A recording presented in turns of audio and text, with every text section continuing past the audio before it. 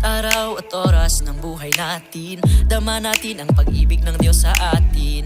Nang tayo'y tawagin sa iglesia, tayo'y nagkapaglilingkod sa Kanya. Gawin naman natin ang bahagi natin. Panahon at oras ay hindi dapat sayangin. Laging isa-isip na tayo'y may takbuhin. Takbuhin na kailangan natin tapusin. O tiyak na makakamtan ang pangako ng Ama na kaligtasan. Kaya gawin ang buong makakaya. Tayo na at atin ituon ang paningin sa patutunguhan natin. Takbuhin natin ay ating kumpletuhin. Tungkulin dapat ganapin. Ituon ang paningin sa patutunguhan natin. Takbuhin natin ay ating kumpletuhin. Tungkulin dapat ganapin.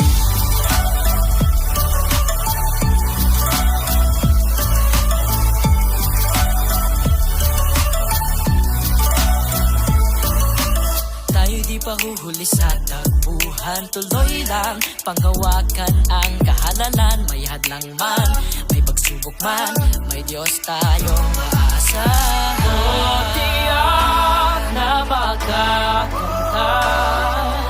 ang pangako ng Ama na kaligtasan. Kaya gawin ang buong makakaya. Tayo na at atin ituon ang paningin sa patutunguhan natin. Takbuhin natin ay ating kumpletuhin. Tungkulin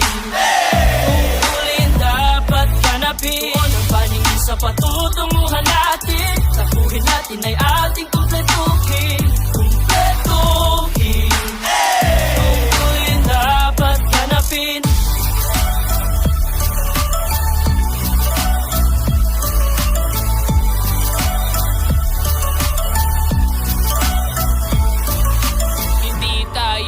Magpapapigil kahit gaano pa karami ang hilahil. Sa Ama patuloy tayong umasa. Saan man naroon ay magtiwala sa Kanya. Kaya dapat laging matatag. Ano man na mangyari, puso natin panatag. Huwag tayong mag-alala, hindi tayo nag-iisa. Sa floor ay darating, hindi tayo dapat mangamba. Manalig lang palagi, ano man ang mangyari. Hirap may maranasan mo, may pangarap sa daan. Huwag tayong tatalikod, tuloy lang sa pagkakbang. Makakamit din natin ang gantimpalang ng kalaan. Ipangako natin sa Diyos, lakas iibubuo sapat. Tupad ng tungkulin iyon, laging uunahin patuloy na tutuparin ang magagamparin. Sama-sama nating kumplituhin ang ating takbuhin. Ituon ang paningin sa patutunguhan